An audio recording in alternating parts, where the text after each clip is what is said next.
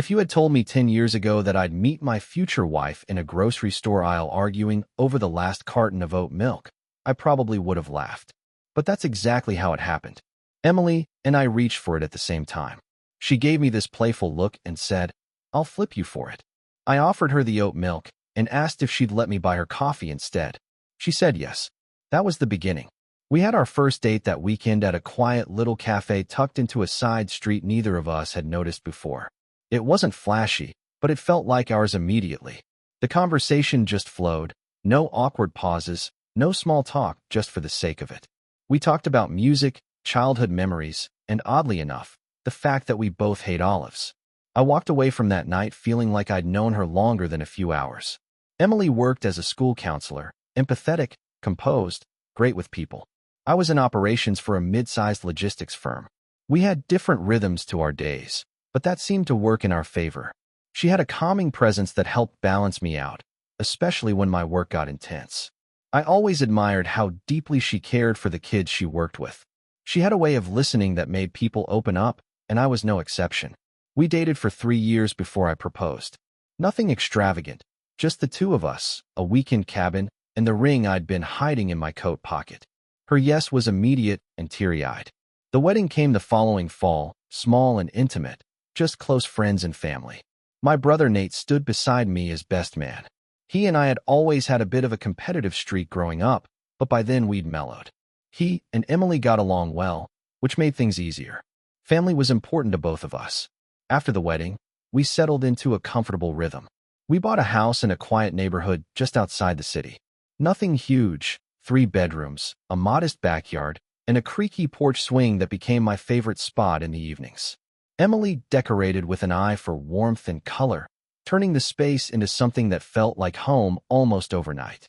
I handled the practical stuff, gutters, bills, Saturday morning lawn duty. We shared the small things that made up a life. Homemade dinners, grocery runs, Sunday walks. We were the kind of couple who didn't need grand gestures to feel connected.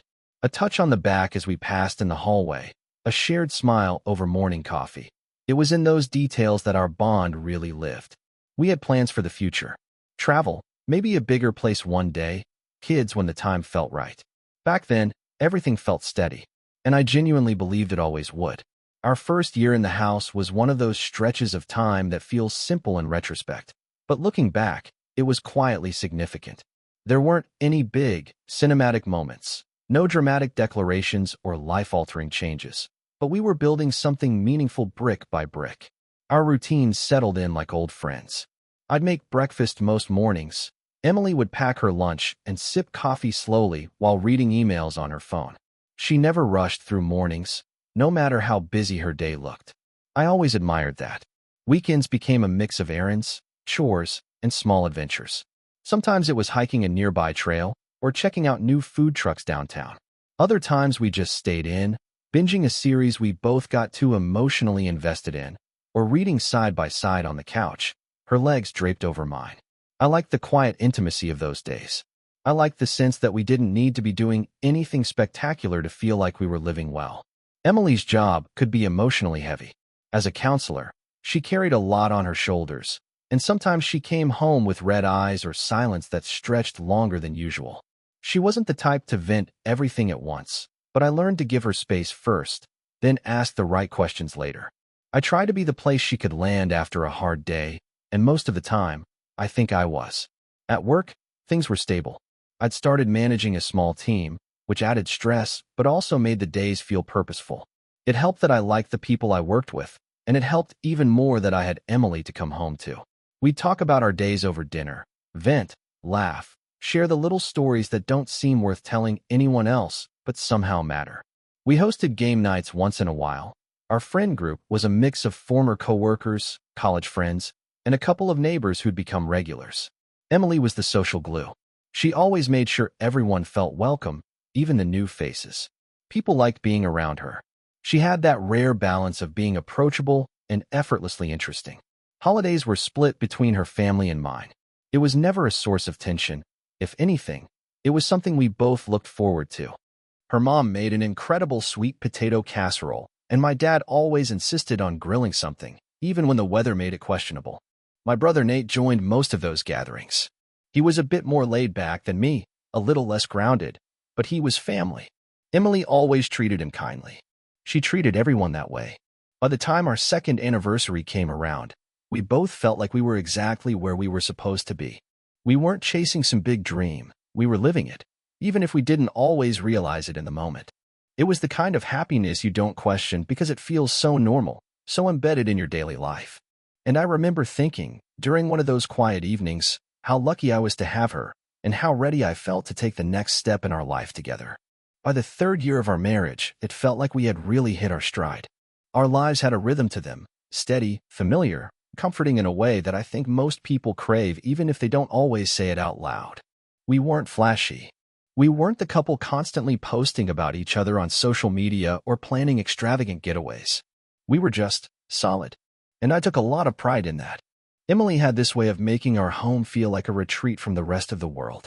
She added little touches here and there, a new throw pillow, fresh flowers on the kitchen table, scented candles that always made the place feel like fall, no matter what month it was. I, on the other hand, handled the more behind-the-scenes stuff. Repairs, bills, making sure the car was serviced on time. It wasn't a spoken agreement, just a natural division of tasks that worked for us. Evenings were my favorite time. She'd usually start dinner while I wrapped up work emails or finished something in the garage. We'd eat together, sometimes talk for hours, other times just sit in comfortable silence while the TV played in the background. After dinner, I'd do the dishes while she wandered the house barefoot, humming a tune or texting with her sister. Sometimes she'd curl up with a book. Other nights she'd sit next to me and put her feet in my lap while we watched something neither of us were really following. That kind of comfort with each other, it's not always exciting, but it's meaningful. It's rare. We weren't without goals, either. Emily had been talking more seriously about starting a family. We'd had the conversation before, in the abstract, someday, eventually, maybe in a couple of years. But now it was beginning to feel like we were ready to move from maybe to planning. She'd started following parenting pages, reading articles, asking little questions about baby names and how we'd share responsibilities. I was nervous, sure, but also curious. Excited, even. Work was going well for both of us. I'd been promoted to a senior role, which came with longer hours but also more flexibility when it mattered. Emily's school had expanded their counseling program, and she was one of the more trusted and respected staff. She was proud of what she did, and I was proud of her too. We celebrated our small wins, took comfort in our routines, and kept dreaming forward, new goals, more travel, possibly upgrading the house. Family remained close. We saw mine a little less than hers, but there were still plenty of dinners, birthdays, and drop-ins. My brother Nate had recently started helping out with some side work at my company. It wasn't anything formal, just some consulting while he figured out his next step. Emily had always encouraged me to be patient with him. He had a different pace to life, but she said he'd find his way. I agreed. Family sticks together. Life felt full in a quiet, contented way. If someone had asked me then if I was happy, I wouldn't have hesitated. I was. I really believed I was. The night our son was born, everything changed in that blink of an eye way that people try to prepare you for, but can't. You think you're ready. You read the books, watched the videos, talked to friends who've been through it. But when you're standing in that hospital room, watching the woman you love bring a life into the world, nothing can fully brace you for it. I held Emily's hand the entire time. Her grip was steel. Her eyes were locked onto mine. And when I first heard our son's cry, I swear, something in me cracked open. We named him Jacob. He was small, smaller than I expected, and loud, with a determined squint even from the start. Emily took to motherhood like she'd been born for it. She was tired, yes, but I saw something glow in her, even through the exhaustion. I did what I could, late-night bottle runs, diaper changes, long hours pacing with Jacob in my arms while humming the same dumb lullaby on repeat. We were figuring it out together. The first few months were hard, no question. Sleep became a luxury. Conversations got shorter. Most of our energy went into keeping this tiny human fed, clean, and alive.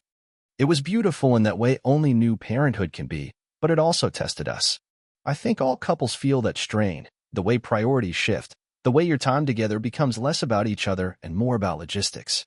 But I still felt close to her. I still felt like we were in it as a team.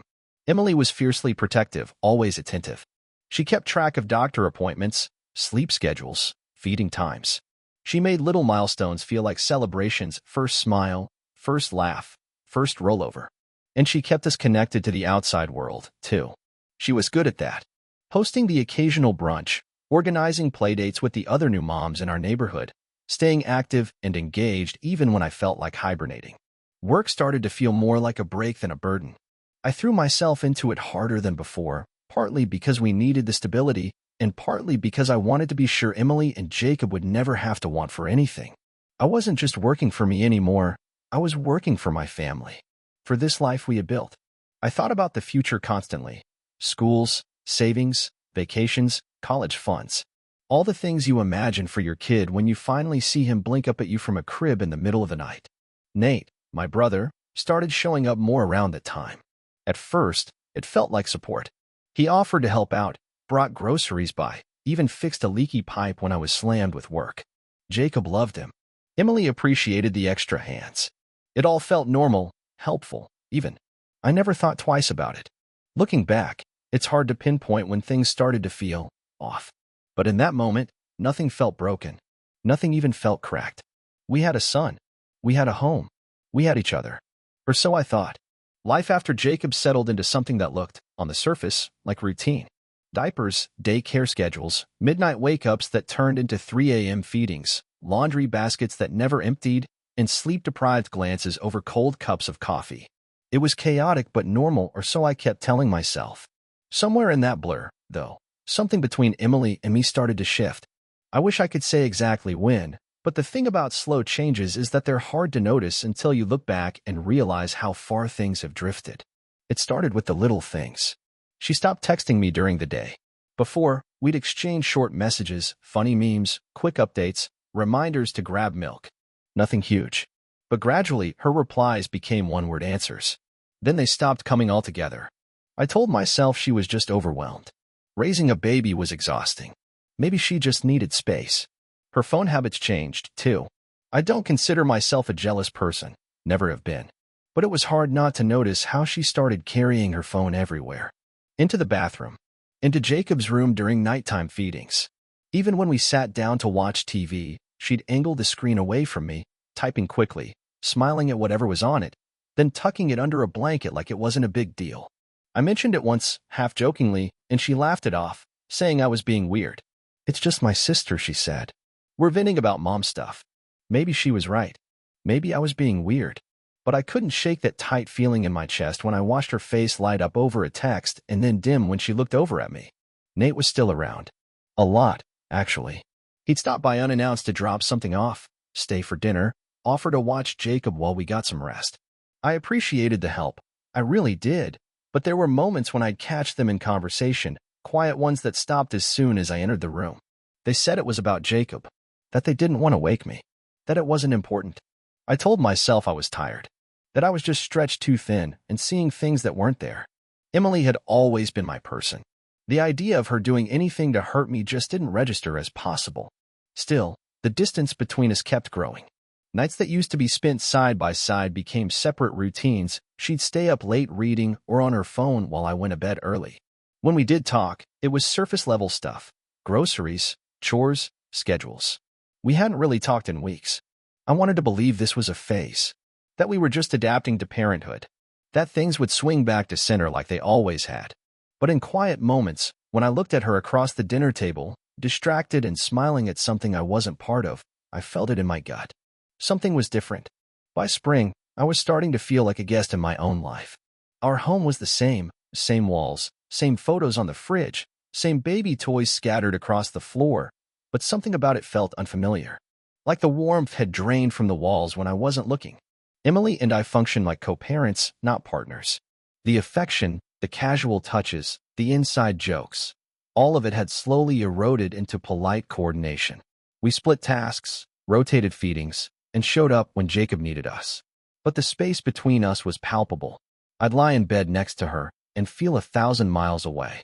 We stopped kissing goodbye in the mornings. I only noticed it after about a week had passed without one. I asked her about it gently, said something like, "Did we forget how to be us?" And she just smiled faintly, then looked away like she didn't want to open that box. Work wasn't much better. I found myself distracted, double reading emails, staring out of my office window without registering what I was looking at. I was managing everything well enough, but it felt robotic. I started staying late, not because I had to, but because I couldn't figure out what I was going home to anymore. A quiet house. A wife who smiled with her mouth, but not her eyes. Nate came around less often, oddly. He used to swing by several times a week, but now it was maybe once every other week. I'd ask about him, and Emily would casually say he was busy with work or dating someone new. Never much detail. She stopped inviting him to dinner. When I reached out myself, his responses were vague. All good, man. Just slammed with stuff. I didn't push. I didn't want to seem suspicious. But I noticed things. Like the way Emily had started dressing differently. More attention to detail. More time spent getting ready. Even when she said she was just going out to get diapers or meet a friend for coffee. She brushed it off when I said anything. Said she just wanted to feel human again after months of feeling like just a mom. And sure, I could understand that. But it didn't stop the unease that tightened in my chest each time she left the house without a word about when she'd be back. It didn't stop the sting when she came home late, said she lost track of time, and climbed into bed without touching me. I didn't want to be the guy who snoops through his wife's things. I didn't want to be the guy who doubts his partner every time she steps out the door. But the doubt had crept in, quietly and steadily, like a slow leak in a boat you don't realize is sinking until your shoes are wet. I told myself that we just needed time, that we were in a hard chapter and would find our way back. But every day, I felt more like a man watching his marriage happen from the outside. And I was starting to wonder if I was the only one still trying to hold it together. I've always believed that trust is the backbone of any relationship. I grew up watching my parents navigate their own rough patches without ever losing faith in each other. That idea, the loyalty, the assumption of good intent, was something I carried into my own marriage like a quiet code. And for years, I lived by it without question. But somewhere between sleepless nights and hollow mornings, that code began to crack. It's not that I stopped loving Emily. I didn't. If anything, I missed her more deeply than ever. Missed the version of her that used to fall asleep on my chest, that used to send me songs that reminded her of us, that used to pull me aside for no reason just to say she loved me. But she wasn't that woman anymore. And I didn't know where she'd gone. What unsettled me most was the not knowing. The half smiles, the vague explanations, the long silences when I asked how her day had been. It all made me feel like I was being shut out of a story I was supposed to be part of. I started wondering, was she protecting me or just avoiding me? One night, after she fell asleep early with her back turned toward me, I sat in the dark living room and stared at the wall. I kept thinking about how much energy I was spending trying not to be suspicious. How exhausted I was from talking myself down every time a strange feeling came up. How lonely it felt to be unsure in your own home.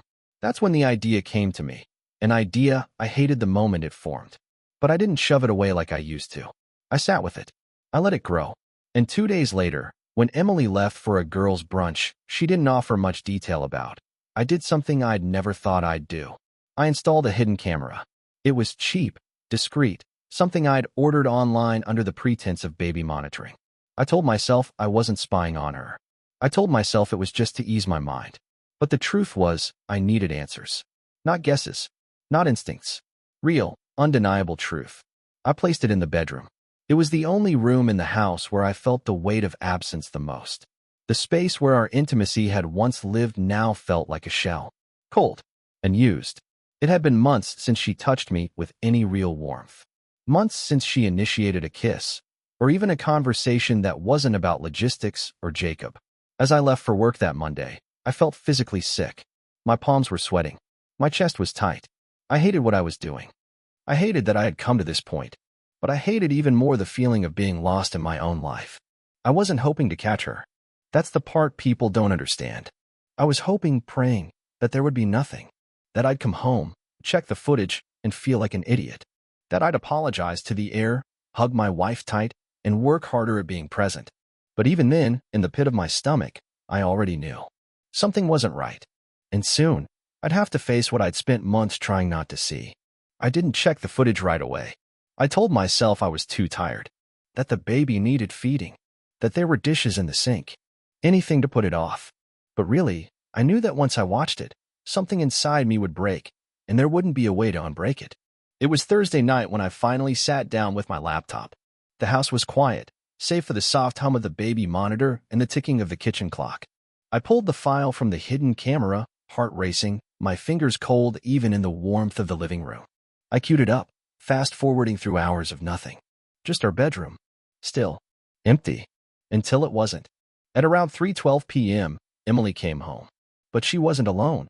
At first, I couldn't see who it was, just movement, a laugh, the sound of her voice warmer than it had been with me in months. Then he stepped into view, and my stomach turned. It was her ex. The one she always said was a chapter closed. The one I had never felt completely comfortable hearing about, though I never let it show. And there he was, standing in our bedroom like he belonged there. Like I didn't exist. What followed didn't need audio. I watched it all unfold in stunned silence. Her smile. His hands. The way she kissed him. Not hurried. Not guilty. Like this was familiar. Like it was theirs. The footage wasn't just betrayal. It was intimacy. It was history I'd never been part of, rekindled in a space I once thought sacred.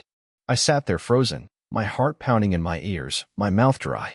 I watched it longer than I should have. Not out of curiosity, but out of disbelief. I needed it to hurt enough to be real. And it did. After it ended, I closed the laptop gently, as if being careful with the weight of what I now knew. I didn't cry. Not right then.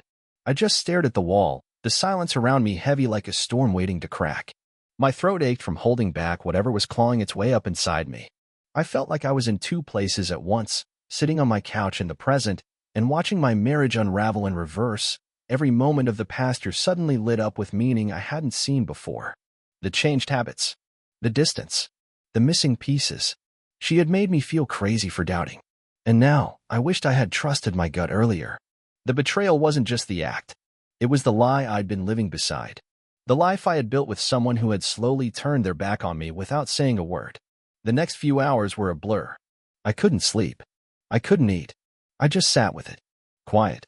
Shaking. Trying to figure out who I was now that I knew the truth. I didn't know yet what I would do. But I knew something had ended. And nothing about us would ever be the same again. The morning after I watched that footage, I woke up to a world that looked the same but felt unrecognizable. Emily was already in the kitchen, humming quietly while she made coffee, like everything was normal. I stood at the bedroom door and watched her for a moment, trying to reconcile this version of her, the woman I built a life with the one I saw just hours ago in our bed, sharing that same body with someone else. Someone she used to love. Someone who wasn't me. She turned around and smiled at me. I didn't return it. Something inside me had fractured. It wasn't just heartbreak, it was something deeper, a slow-burning kind of grief that lingers even when the tears won't come. I didn't confront her right then. I couldn't. I didn't want to scream or throw accusations. I wanted her to feel the emptiness I was carrying. I wanted her to feel how heavy the silence had become. All day, I went through the motions. I took care of the baby, answered emails, sat through meetings I didn't hear a word of. She texted me something mundane mid-afternoon, "Can you grab more wipes on your way home?" And I stared at the screen, stunned at the normalcy of it. Like she could just pretend we were still us. Like she could forget what she'd done because I hadn't spoken it out loud yet. That night, I didn't eat. I didn't speak. I lay in bed, staring at the ceiling while she curled up on the far side and scrolled through her phone. The bed felt colder than ever, like a line had been drawn down the middle and we both knew it. The next morning, I waited until she left the house before I started packing her things. I didn't rage. I didn't break anything. I just moved methodically, drawer by drawer, closet by closet, separating her from this space. Our space. I placed her clothes in bags, her framed photos face down in a box. Her jewelry. Her books. Every reminder of her went into neat, cold piles. I took down the photo of our wedding day that hung by the stairs and stood staring at it for a long time before placing it in a drawer I didn't intend to open again. I didn't touch the baby's things. That wasn't his fault. But her? I wanted her gone. I wanted to reclaim the air I'd been breathing. Before she could return, I changed the locks, left her bags by the door, and sat in silence, waiting. When she finally arrived, I didn't say much. I didn't scream. I didn't cry. I just handed her the footage on a flash drive and a short note. "I know. Don't come back." She looked at me like she didn't understand at first. Then the color drained from her face. She started stammering, asking questions, denying things, begging me to talk. I closed the door. And for the first time in a long time, I didn't feel like I owed her anything. That night, the silence didn't feel quite so heavy. It felt like healing was finally beginning, even if it came wrapped in ruins. It's been a few months since that night. The one where I closed the door on everything I thought I knew about my marriage, my family, even myself. Some days it still feels like it just happened, like I'm walking through fog trying to retrace my steps back to the life I once had. Other days, it feels like a story that happened to someone else. At first, the silence in the house was deafening. The absence of her voice, her footsteps, even the usual hum of her presence, it all echoed in every corner. The hardest part was navigating the routine without her in it. Dinner for one. Quiet mornings. The simple loneliness of folding laundry and realizing you're only folding your own clothes now. The empty drawer in the bathroom didn't just reflect the space she left behind. It mirrored the emptiness I had to work through on my own. But slowly, that silence started to feel different. Not painful, just quiet, peaceful. It's strange how stillness can heal you if you let it. I started waking up early again, jogging in the mornings like I used to before everything became so heavy. I joined a book club, of all things. Something I never thought I'd enjoy, but now look forward to. Being around people who didn't know my story felt freeing. I didn't have to explain anything. I just got to be me. There was a moment, not long ago, when I stood in front of the mirror and realized I didn't feel like a broken man anymore. Just a man. Tired, maybe. A little older. But still standing. Meeting someone new wasn't part of the plan. I wasn't looking, and I certainly wasn't ready to fall into something serious. But then there was Claire. We met at the bookstore. I knocked a stack of paperbacks over, trying to pull one from the bottom, and she laughed, this honest, from-the-gut laugh that made me smile in a way I hadn't in a long time. We started talking. Just coffee at first. Conversations that were simple and unforced. She didn't pry or poke at my past. She just listened when I wanted to talk and held space when I didn't. And there was something deeply healing in that. I don't know where it's going. I'm not rushing it. But I know this. I'm different now. Not harder, but wiser. I've learned that trust, once broken, doesn't just rebuild overnight.